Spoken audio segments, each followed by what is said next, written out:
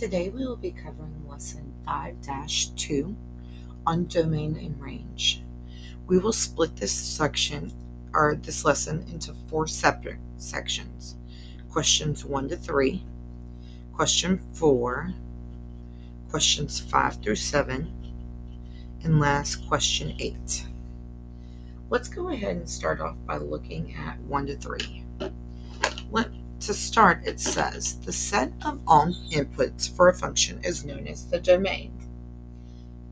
The set of all outputs for a function is known as the range. So the domain and range of a function can be written using set notation. For example, the function 1, 2, 3, 4, and 5, 6. The domain is 1, 3, 5, and the range is 2, 4, 6. Number 1 says, consider a vending machine where inserting 25 cents dispenses 1 pencil, inserting 50 cents dispenses 2 pencils, and so forth, up to and including all 10 pencils in the vending machine. Identify the domain in this situation and identify the range in this situation. So what are we putting in and what are we getting out? Well, we're putting in these quarters, right? So I could put in 0. If I put in 0 quarters, guess what? I get 0 pencils out. If I put in 25 cents, I get 1 pencil out, right? If I put in 50 cents, I get 2 pencils. I can get 3 pencils for 75 cents, right? Oops, sorry. Let's go back and erase that. This should be, I get 4 pencils for $1. If I put $1.25 in, I get 5 pencils. $1.50 gives me 6 pencils. $1.75 gives me 7 pencils. $2, kind of go down a little bit, gives me 8 pencils. $2.25 gives me 9 pencils. And $2.50 gives me 10 pencils. Now, does it make sense to go higher than $2.50? No, because remember it says this machine only contains 10 pencils. So I don't want to input more than I can receive. Let's take a look at number 2. Number 2 says, for each function below, identify the domain and the range. So I'm given a table, and my inputs are clearly identified, so we're going to put 7, 3, 5, because remember, input is my domain. Then we're going to do our range. Our range are our outputs, which is 6, -2, 1. Let's take a look at the next part. What are my input values here? Well, my input values are 2, 6, and 8. And my outputs are 4 and -3.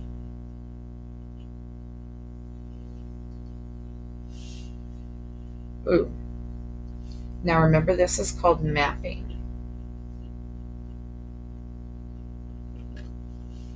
Now we're going to look at our graph.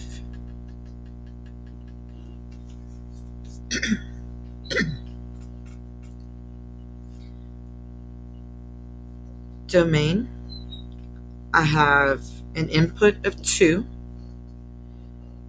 gives me an output of 4, an input of 3, gives me an output of 1, an input of 5 gives me an output of 3. Next question says, of ordered pairs,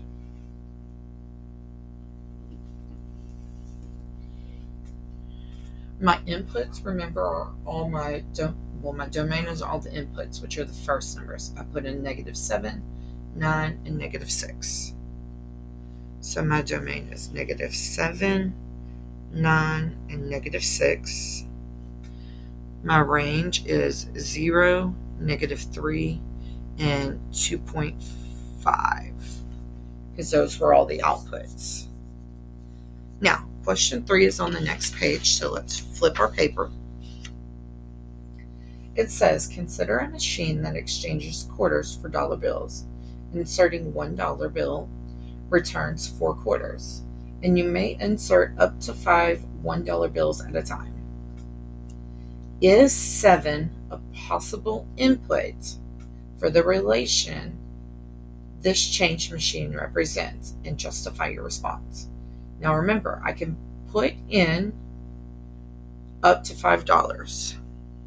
So my input, I'm going to make a note of this. My input is my dollars. My output are quarters. Okay.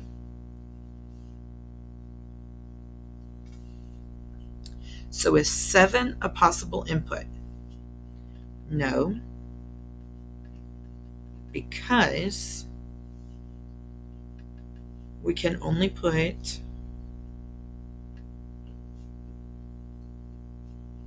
up to $5 in the machine.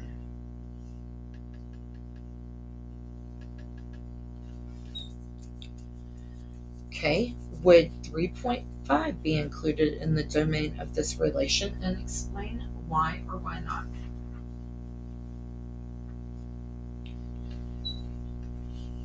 Again, this would be no. Remember that my domain are my inputs. I'm putting in dollars. Can you put $3.5 in the machine? No. The input, which is also my domain, is dollars up to 5. So they must be whole numbers.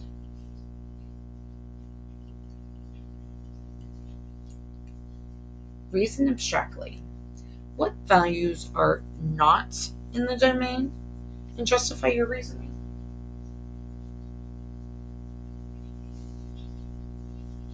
Well, let's talk about what is in the domain. I can put in $0 and get 0 quarters, right? I can put in $1 and get 4 quarters. I can put in $2 and get 8. I can put in $3 and get 12. I can put in $4 and get 16 quarters, or I can put in $5 and get 20 quarters. Any number other than that is not in the domain. Any number other than 0, 1, 2, 3, 4, and 5 are not in the domain.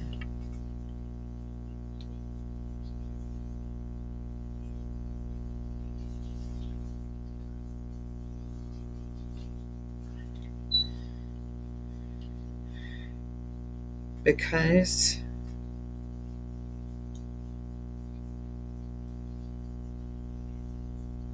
we are inserting dollar bills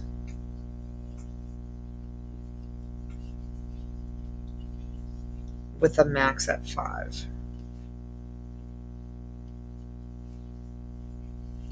Let's take a look. Is 8 a possible outcome for the relation of the change machine, and justify your response? Now remember, our outputs are our quarters. So is it possible for me to get 8 quarters out? Yes. If you insert $2, you will get 8 quarters.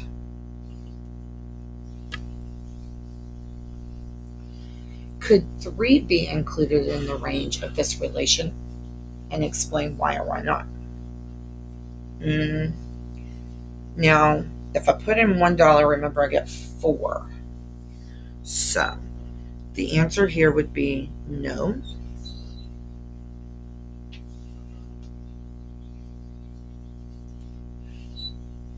No whole dollar will give you only 3 coins. Lastly, what values are not in the range and justify your response? Okay, now remember, my input only included 0, 1, 2, 3, 4, 5, and the corresponding y values, or the corresponding ranges here, would be 0, 4, 8, 12, 16, and 20. So any number other than those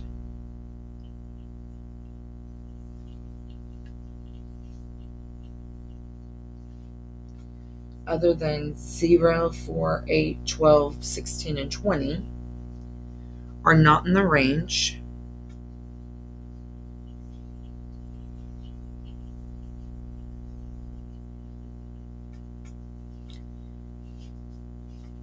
because we are receiving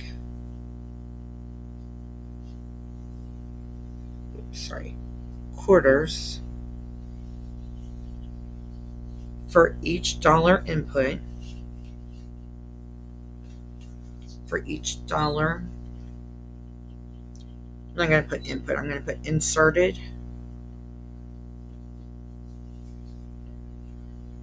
in the machine